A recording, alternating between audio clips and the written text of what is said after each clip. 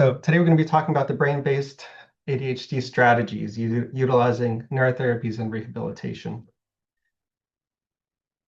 And for our agenda today, we're going to be covering a lot of different topics, giving you a really comprehensive perspective of different aspects of and differences of diagnosis in ADHD and how they overlap with other kinds of conditions, and the sensory, motor, and cognitive aspects related to how we develop through our lifetime and how that can affect and attribute to ADHD and other aspects of our cognitive health. And then we're going to go into other aspects specific to ADHD and the research related to examination tests and how we can identify different patterns contributing to these contributions. And then going into quantitative EEG, brainwave maps that allow us to look at brainwave patterns that reflect aspects of sensory information, sleep, mood, and cognition, and how we can personalize neurofeedback and other neurorehabilitation strategies to improve and optimize brain health and performance, not just in ADHD, but in general overall. Then we're going to go into a little bit more of the research related to FDA and our particular approach at Neuroaxis Health. So there are three types of ADHD. There's the predominant inattentive type, and then there's a predominant hyperactive and/or impulsive type. And then there's the combined type with both of those features. So in the inattentive presentation type, individuals are easily distracted, they lack motivation to get things done, so they procrastinate, and they have difficulty organizing tasks and completing and following through with them. Procrastination is part of that natural form of stimulation, is that urge of dopamine that drives you and motivates you to get things done, even though it's stressful to do it, waiting at last minute to complete the project or an assignment. So it can be very disruptive. But everybody fits on a spectrum of how much that affects their life. Then we have the predominant hyperactive or impulsive type. So the hyperactive aspect is restlessness and fidgeting, can't stay in your seat, blurt out answers. And then there's the more impulsive aspects where you're doing things that are more perhaps risk-taking behaviors, maybe adventurous, but also you can make more mistakes or say things that you really don't mean because your brain is going so fast and don't have as much control in that moment of time as things happen. And then the combined type, of course, have elements of both of those, waxing and waning between inattentive, not getting things done, and then also being impulsive and hyperactive features.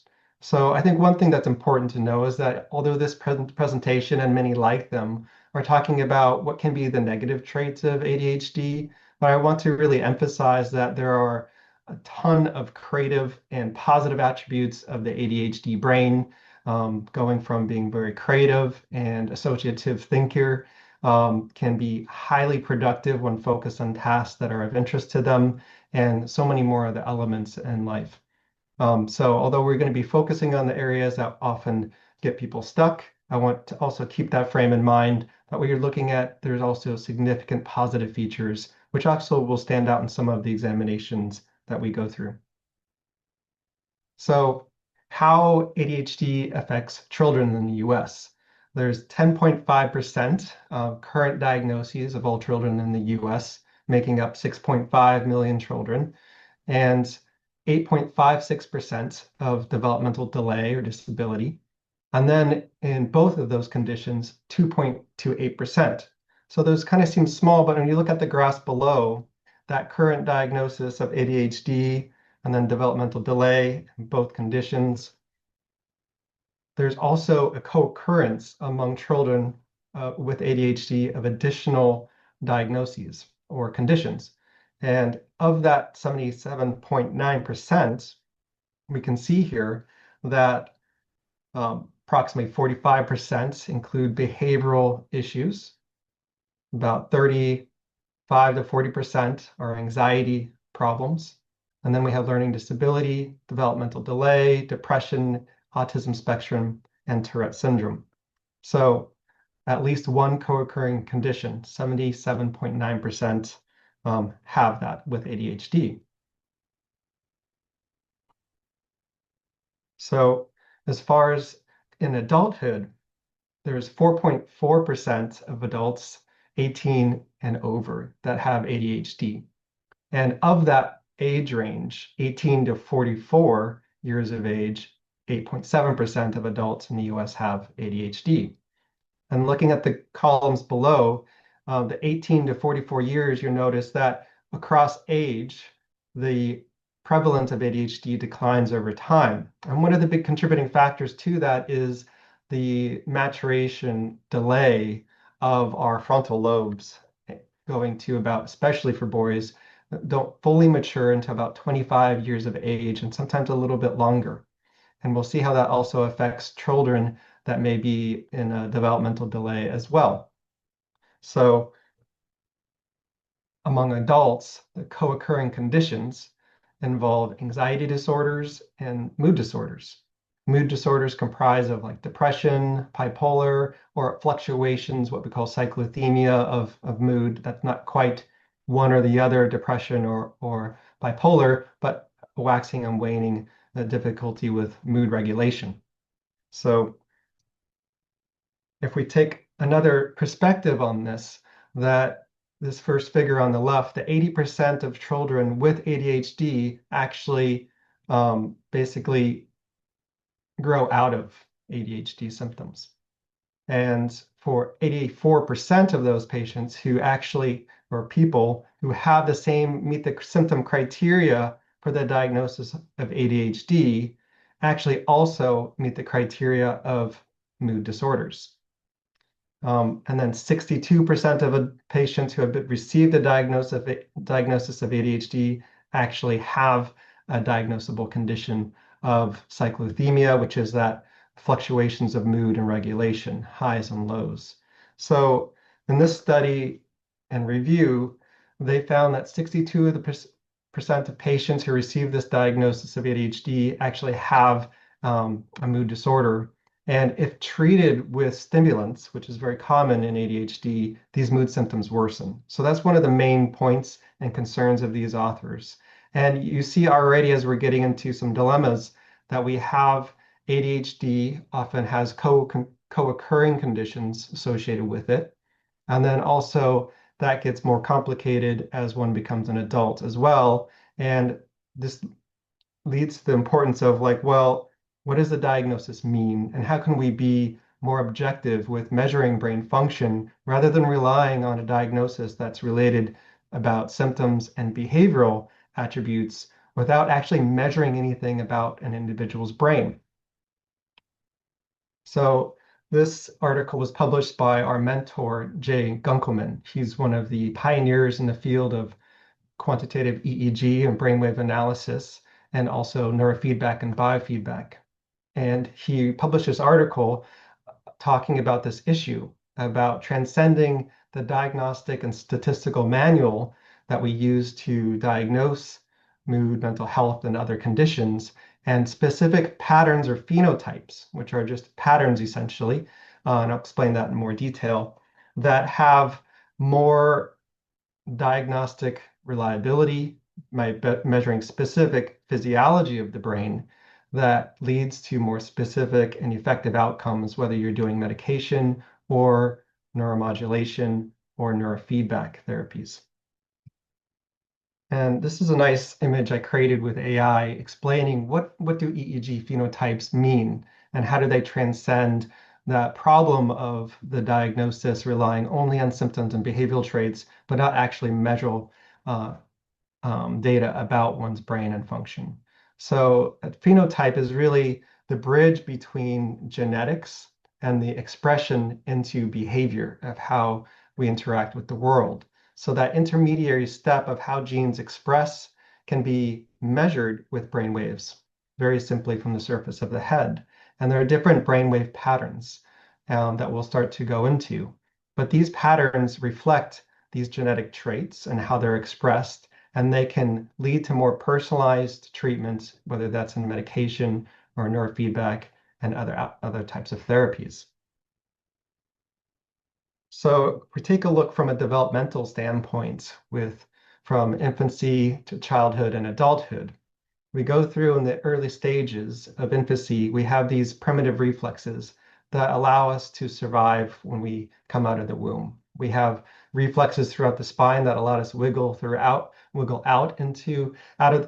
out from the womb. And then we have all these other reflexes to grasp, to suckle, to breastfeed, and to crawl or to step. So these are survival mechanisms that come from the brainstem, like a tree trunk of the brain, these automated movement, sensory and movement patterns that allow us to do basic things.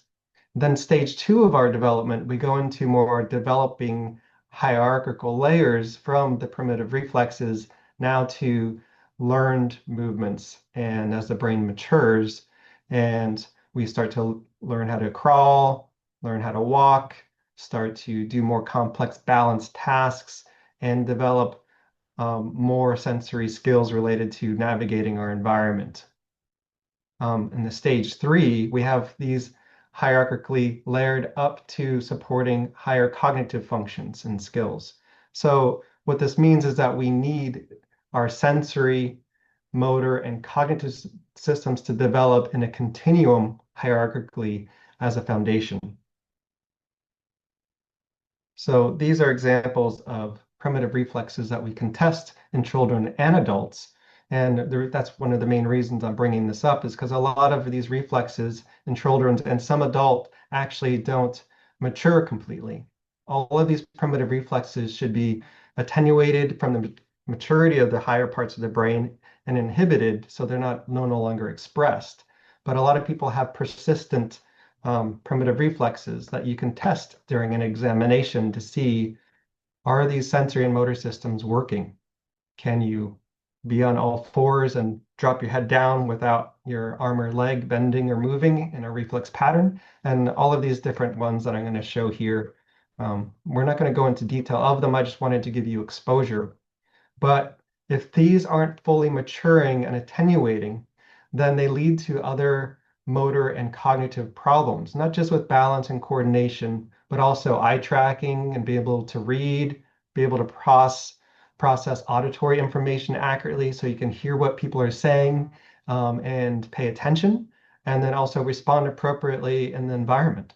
So if the brain is maturing as you're growing up from infancy to childhood very quickly, but there are some delays of maturity, then these are going to start to interfere with other aspects of attention and executive function. So this is a developmental pyramid to show how this is hierarchically informed. From the base, we have the sensory inputs from your tactile senses, from the inner ear related to postural reflexes and motion from the body, and then layering up as we go, as they combine into sensation and then motor control, how we move in the world, how we perceive, and then we have cognition on top. When we look at the brain itself higher up, we have two hemispheres of the brain, and we can say there are some predominant left brain skills and right brain skills. In the very first part of life, especially the first year of life, we're really predominant in right brain functions. We're recognizing the tone of the mother's speech and other people, and that's related to the emotional tone and safety of one's environment. We're recognizing faces and just overall three-dimensional environment. And then as language starts to develop more, we're getting more into the auditory and language processing and learning how to speak. And the left brain is more about detailed organization, your specific words that you're trying to say in a particular order, and how you organize your thoughts and express them. So it's that detailed logical aspect of your brain, while the right brain is more global, social, and emotional. It allows us to sense ourself and our mood, interpret that of others, and respond and regulate our mood and behavior in the appropriate context and the environment of what's happening now. So this was a study that was done for ADHD and autism spectrum for children that had persistent primitive reflexes. And they did a 12-week exercise intervention with specific exercises, and then measured the outcome of, did it help with these primitive reflexes? And did it have other crossover effects with social development and executive skills? The results show that there was a very a good reduction in these primitive reflexes, now improving sensory motor control. And this also is associated with improvement of behavior improvements in ADHD. So, of course, this ties into the importance. The relevance means that we need to integrate rhythmic movement, balance, and coordination exercises and eye exercises to facilitate proper development, not just of how we move our body, but also how that leads to our executive functions.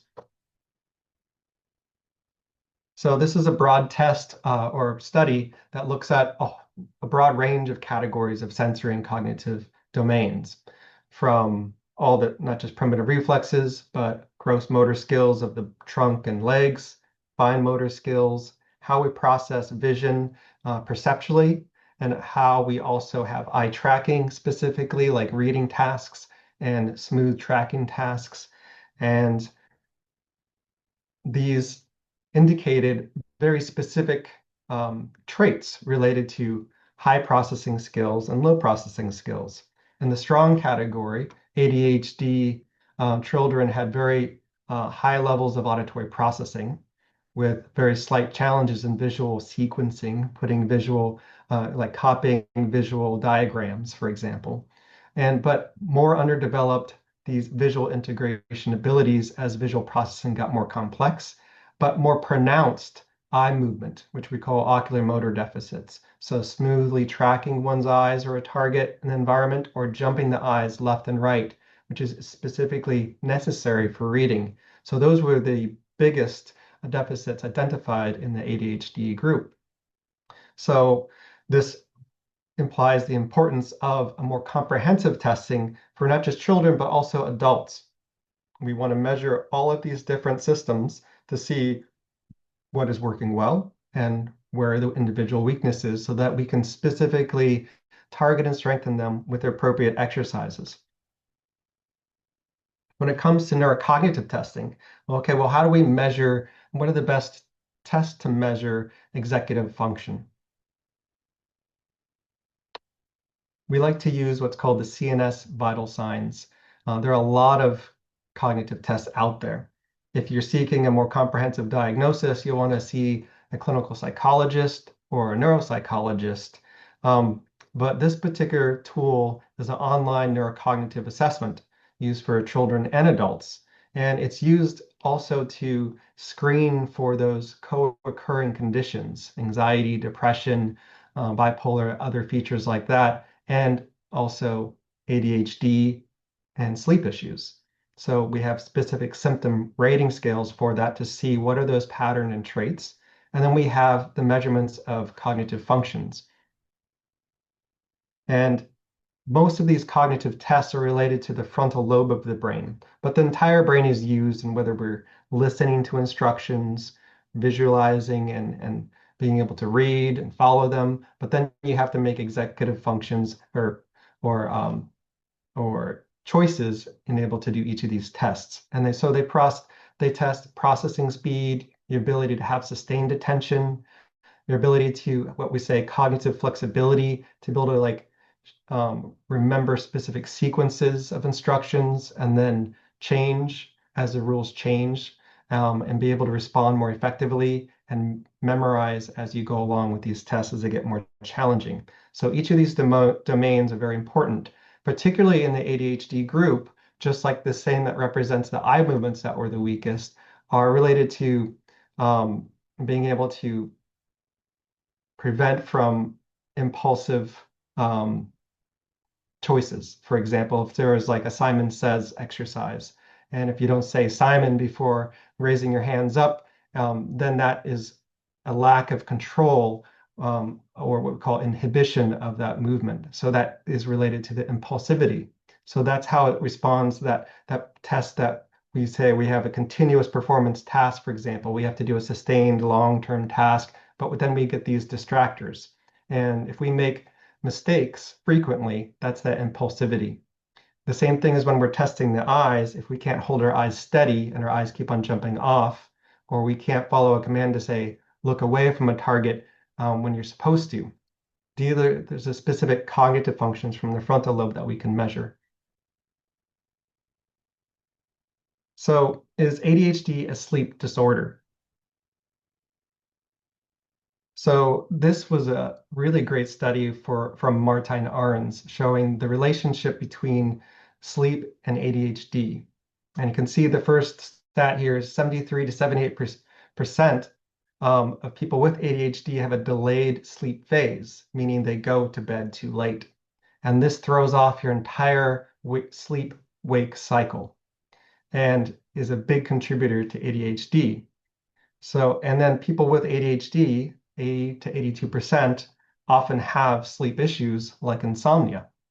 And of those, 30 to 50% actually have a different kind of sleep issue like sleep apnea or other aspects of sleep. So that goes to the importance of that if we cannot go to bed on time, then we cannot get proper rest. And then when we wake up, we're still tired. So there's this delay until we're fully awake. And we basically, the brain and us struggle to stay awake throughout the day. And that contributes and sometimes causes the same symptoms as ADHD. So it's argued in this study that a large percent of ADHD cases are actually a circadian rhythm problem related to sleep patterns. And there's a whole series of recommendations from this research about how to simply create sleep habits and other strategies to wind down at night, like dimming the lights after sunset, or at least an hour and a half or two before bedtime with a sleep routine, so that as you dim the lights, your natural melatonin hormone can start to kick in and prepare you for restful sleep. And then waking up at a specific routine time. And then over time, your brain can establish a better rhythm so that you're more awake during the day and can sleep effectively throughout the night. So in this portion with quantitative EEG, or brain waves, I'm going to pass it on over to Dr. Tolentino. Great, thank you. So far throughout the presentation, we've talked about, we mentioned a few times talking about phenotypes and EEG phenotypes, so phenotypes that we see related to the data that we're seeing with brain maps. But what is a brain map? What is EEG? What is QEEG? So we're going to go over that right now. All right. Great. So EEG stands for electroencephalography. And that is just a fancy word for saying we are measuring the electricity of the brain. Now, the brain is an electrical chemical organ. It works by the cells firing different electrical signals to communicate different types of information. You can see on the left-hand side of the screen there, these little squiggly lines. Each one of those little squiggly lines is a measurement of electricity at a specific site on the brain. We get these measurements by putting a cap on the head that has different sensors in it. And when the brain cells or neurons are firing together in synchrony, they produce enough electricity that we can measure it at this level of the scalp. So essentially, EEG is a functional brain imaging technique that's very non-invasive and gives us really detailed information about the electrical activity of the brain. Now, why do we care about the electrical activity of the brain? Forward. So, like I said before, the electrical activity of the brain is a direct reflection of the activity of the cells in the brain. And when the brain is adaptive and healthy and doing the things that it needs to do, then that electricity is also very adaptive. It shouldn't be getting stuck in any particular speed. And sometimes when the brain does get stuck, maybe the brain, for example, is firing a little too slow in certain regions or firing too fast in other regions. These are the biomarkers that we're looking at to help us identify those phenotypes in the brain. So you can see these are just some examples of some of the maps that are produced. So we can see a spectra, essentially, of the different speeds of electricity throughout the brain. And the different shapes of those graphs tells us different information about how an individual's brain is processing information. Processing sensory information, processing emotions, processing cognitive information, whatever it is, these graphs give us insights to those things that we call biomarkers. And so why do we care about that? So we can go. So the different speeds of electricity are directly related and produced because of the sensory systems that are responsible for processing information. So we're measuring electricity on the top of the scalps here, and it tells us, historically has told us information about epilepsy, sleep disorders, any of those things listed there. But we can also understand functional information about the brain's processing of sensory information. There's a specific loop in the brain called the thalamocortical system, where all information about the environment, about sensation, so touch, sound, vision, vestibular information, all sensory information comes into the brain up through the brain stem, and then its first stop is at this central portion of the brain called the thalamus. And then the thalamus takes that information and sends it out to this outer layer of the brain that is, you can see layered here in this slide. You can go to the next slide. And the outer layer of the brain then creates a loop um, between the outer layer and the thalamus, and it's called the thalamocortical system. And this is exactly what we're seeing when we're measuring these brain waves. And the sensory information coming in, going out to the different regions of the brain, it's telling us how the brain is making sense of that information. It tells us, okay, are there cognitive aspects of that processing that are going to the front of the brain that are they struggling or are they working well?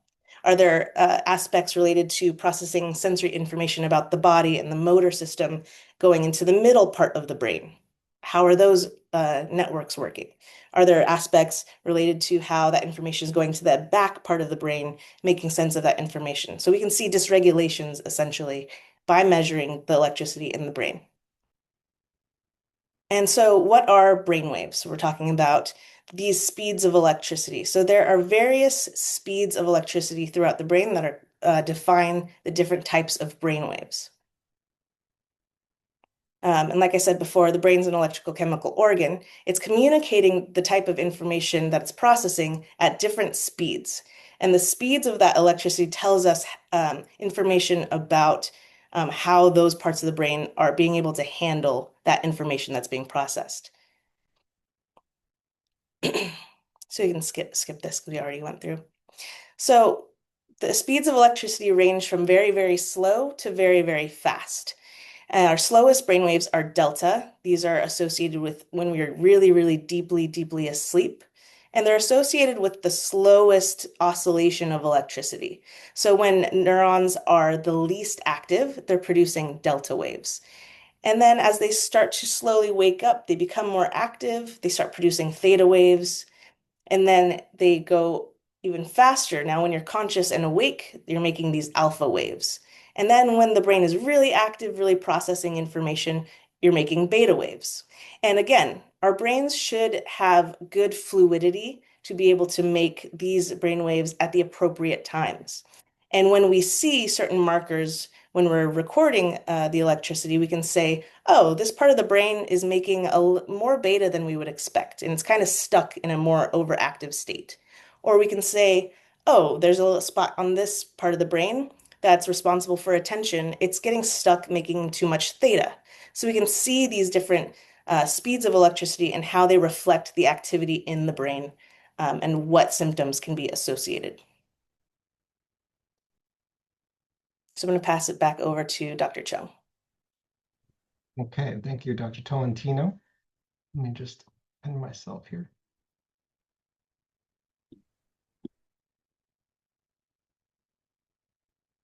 Okay, so now we're getting into the really interesting part with 5 QEEG subtypes of ADHD. So what are the unique traits or brainwave patterns that illustrate 5 different types of ADHD? As we discussed before, one of the problems is with DSM classification for diagnoses of ADHD, it doesn't tell us about the function of the brain. So now going into these subtypes, we can look at specific phenotypes in the brain, where the first phenotype here that makes up 6 to 10% of people with ADHD is called epileptiform subtype. So this is a similar type of wave related to seizure, but it is not a seizure disorder. So I want to be very clear with that. But what it means is that this particular spike and wave feature that we see in the sensory and motor region of the brain where these are located, where we sense and perceive and control movement, you're getting these spontaneous irritability of these brain cells and processing information, and then followed by slow activity. So an area is very irritated and can't process information very well. And so what does that mean when it basically an area of the brain goes offline or gets irritated and then crashes and fatigues? It means that can affect your attention, right? You might be checking out. And is that just being dazed and thinking, daydreaming, or is it actually significant changes of consciousness that is related to unstable electrical activity and function of the brain processing information? So the second subtype is called the maturation lag subtype. And this is essentially that you have right in the sensory region of the top of the brain, you have too much slow wave activity. And this means that your attention centers of how you basically the speed of your brain that Dr. Tolentino showed about the rhythmic firing through that midway sensory pathway in the middle of the brain to the rest of the hemispheres where we attend to vision and hearing and sensory input to our body, and then executive functions of making decisions. If that whole rhythmic activity is too slow, it shows signs of a developmental delay, essentially. And this comprises 30% of the ADHD subtype. And so we want to have a specific type of neurofeedback training where we can reinforce a more proper and engaged rhythm to help with that maturation. But with that being said, there is an important timeline that we see here that the human controls, like people without ADHD or children specifically, and those with ADHD in red, what we'll see here is that this green line here in the human controls without ADHD is showing the age along the bottom on the from left to right. And then you have 8 years of age, 10, 12, 14, and 16. And this green vertical line is showing this is where the peak maturation of the brain develops. And this is pointing specifically to the right frontal lobe. And remember when I was talking about right versus left brain, the left frontal lobe is that executive function of thinking, planning, detail-oriented, but really specific on speech and language. The right brain is mood and behavioral control. And so people with ADHD in this maturation lag subtype have a delayed maturation to, instead of 10 years of age, to 12. So that means you might just have to wait it out, but also we're going to cover things that can help improve maturation, like primitive reflex exercises and sensory motor skills with eye tracking, specifically targeting this area of the brain with specific kinds of eye movements and other coordinative activities, just with physical and eye movement exercises. And then we're going to talk about neurofeedback in a moment too. The third subtype is excessive beta.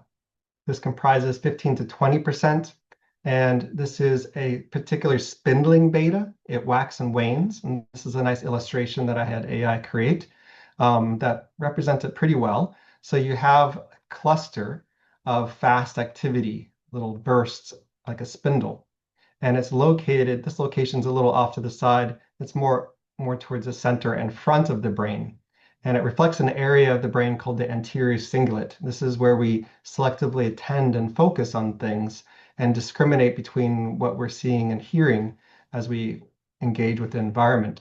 When we have this spindling fast activity, we end up being hyperactive and can be impulsive, and it creates and requires a ton of energy for the brain as well.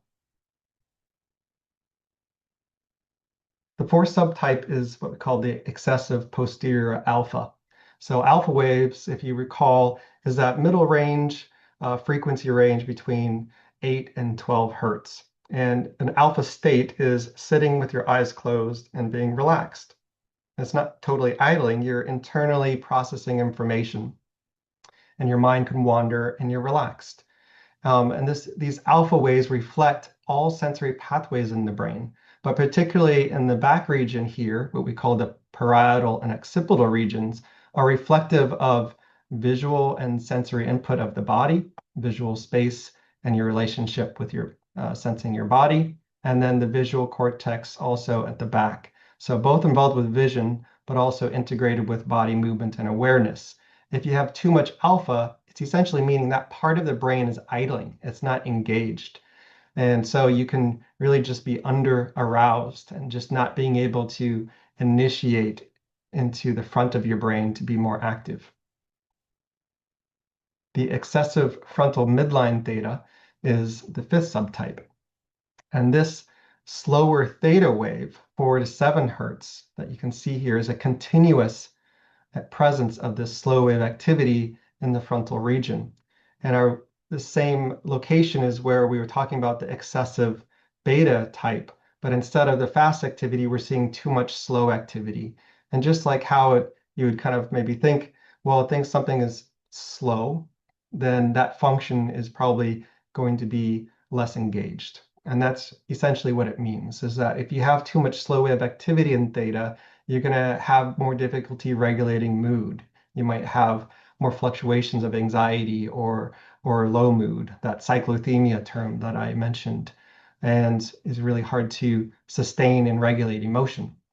And theta also is important in really reflecting to your hippocampus, which is your memory centers of your brain. So unable to focus, we need that area of the brain to be more active, to speed up, and to also engage and remember tasks.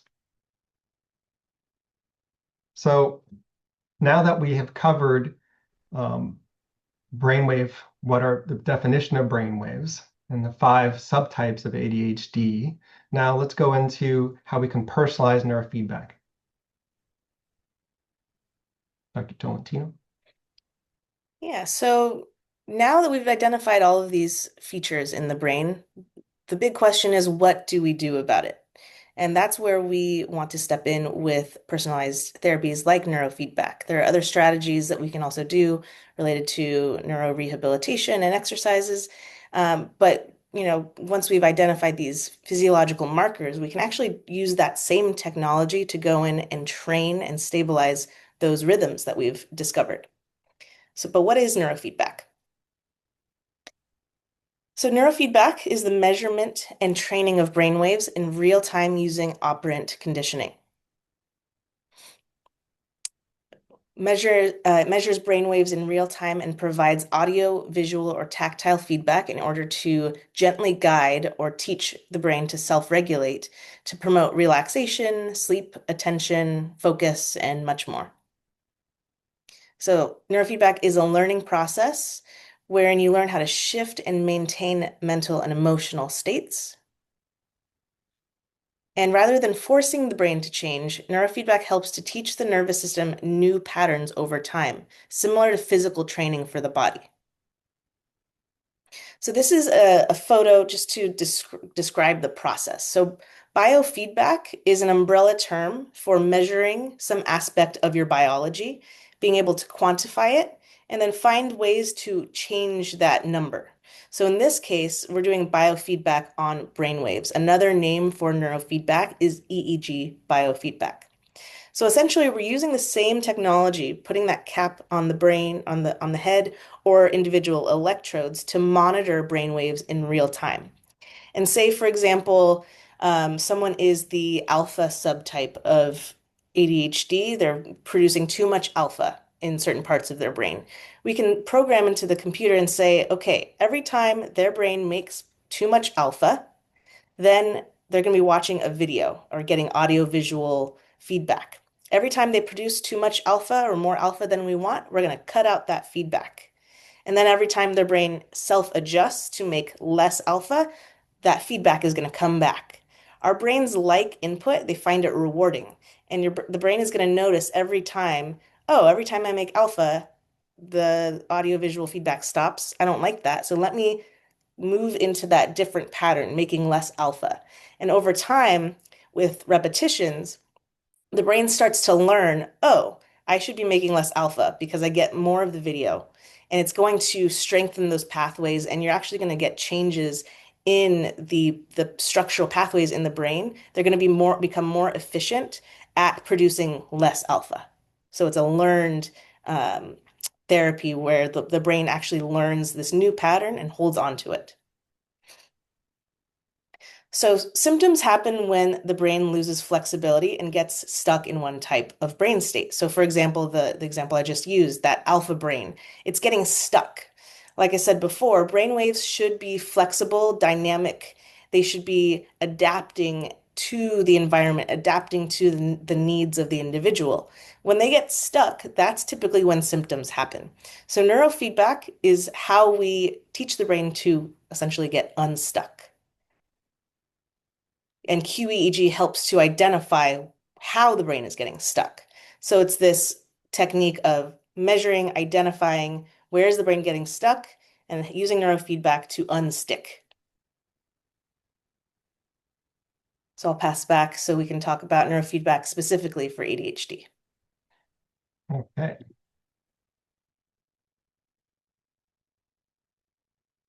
All right. Thank you, Dr. Tolentino. So now let's get into the evidence for neurofeedback and ADHD. So this is one of the most well-cited articles and meta-analysis that looks at all the related to the efficacy and treatment results for neurofeedback compared to medication. And the results show that with neurofeedback alone, 32 to 47% remission rate with neurofeedback training. So that means remission means that you no longer meet the criteria for the diagnosis of ADHD. And that's phenomenal. And compare that to the medication on the top right, 56 to 68% remission rate. And that is astounding. However, what's even more astounding is that without the treatment, once you withdraw that training or treatment with medication, medication has zero sustained effect, while neurofeedback has very well sustained effects. Looking at this data in another way with in these columns, it shows the remission rate. I like this view a little bit better, showing the comparison in green with neurofeedback and medication results in purple. So yeah, the remission rate to the left, sustained effects, side effects is important to look at because the green in neurofeedback, minimal to none. In medication, there can be a lot of side effects. And then what are the long-term costs? Neurofeedback is more expensive because you actually have to do something more proactive and do training, and that requires some cost versus medication that is just a pill. So something that's important is about the side effects is because there were so minimal to no side effects, this makes it extremely non-invasive. And if we're looking at the efficacy, we just looked at that this was a medium to large effect size with sustained effects and no side effects compared to medication. And compared to, what does this mean for the recommendations? Why are we not hearing about, well, this should be recommended?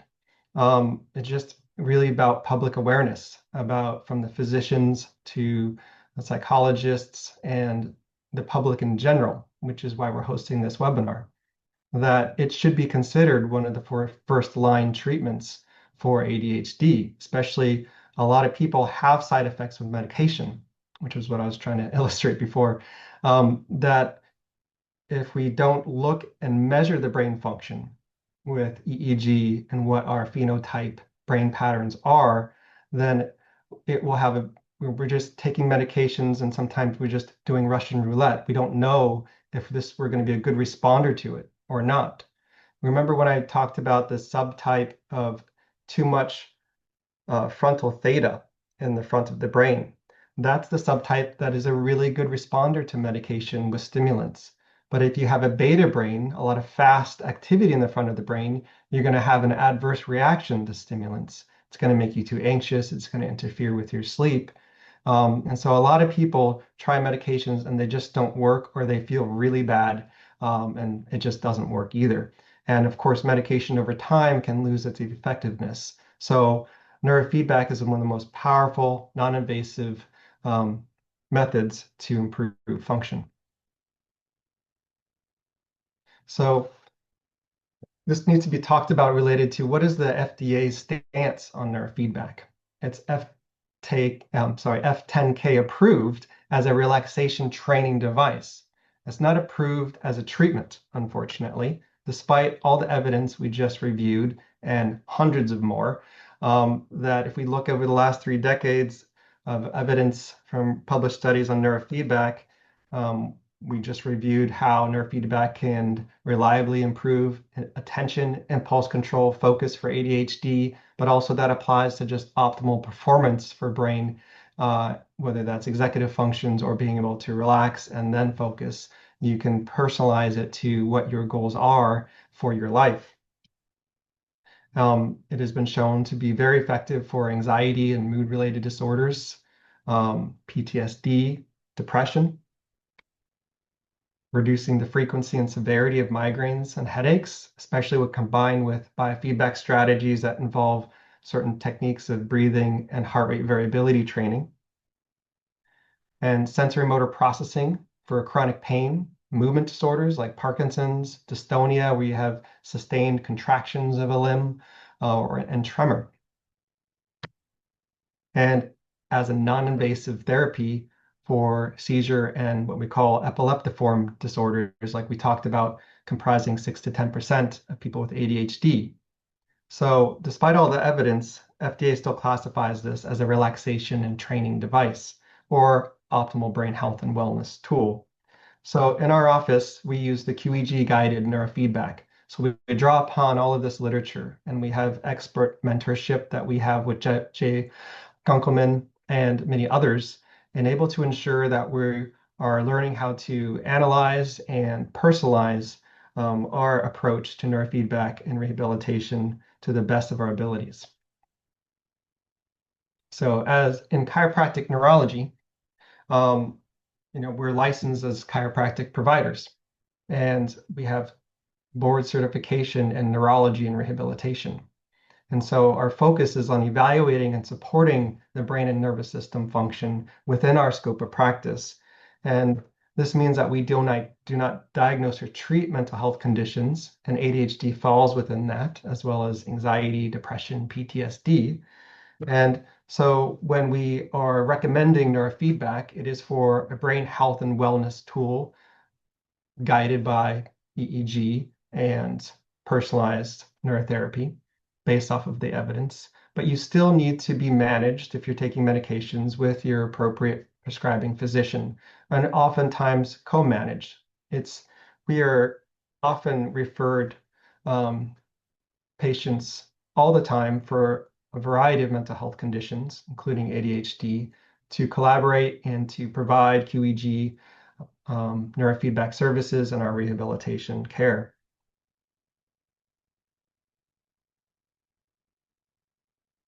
So side effects. There isn't any therapy out there or brain training method that might not have side effects. Although rare, most of the side effects are headaches, sleepiness or sleep disruption, anxiousness, and symptom fluctuations depending on if you have particular symptom profiles. Like in our office, we see a lot of chronic dizziness and, like I said, movement disorders. And when you're helping train the brain, how it processes and communicates information, there can be symptom fluctuations. But there has never been any published case studies or literature that there's been any permanent neurological damage or harm. So all of these symptoms, if they ever happen, are pretty rare and transient, meaning they last from minutes to hours or a few days. And these can be adjusted and mitigated by adjusting how the protocols are designed and operated with thresholds and different frequency ranges and locations where we're targeting. So our Neuroaxis approach here involves 2 steps in our evaluation process. The functional neurology evaluation is our most comprehensive evaluation. And the reason why we took you through the importance of all the different sensory, motor, cognitive, and brainwave pattern types that are important to measure and able to personalize care. The functional neurology evaluation is providing an evaluation of all of these different systems. So we have on the top the QEEG, the neurocognitive testing, the video objective eye movements that we can objectively measure and record each type of eye movement and where the strengths and weaknesses are, and somatosensory integration, so a physical neurological exam where we're testing everything from skin sensation, reflexes, coordination patterns, computerized balance testing, and screening for those primitive reflexes. And we're also measuring autonomic testing, which is measurements of your heart rate, your breath rate, your skin conductance, which is like skin sweat, which is a reflection of your sympathetic fight-flight system, and also finger temperature related to not just the temperature of your hand, but how that relates to the dilation and circulation of blood vessels. If you have good warmth in your hand, that means you have good circulation into the brain. And this also measures heart rate variability. So it measures your stress responses and gives you a tool also with biofeedback strategies to help do other techniques to help train your nervous system and stress responses. And lastly, the physiology is related to lab testing.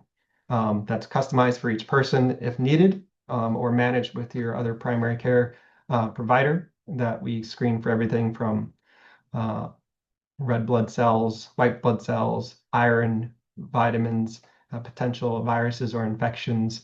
Because at our office, we see a whole range of complex cases and collaborate with a lot of providers. And so by doing this comprehensive approach, we get really an larger review of where your strengths and weaknesses are and how to personalize care.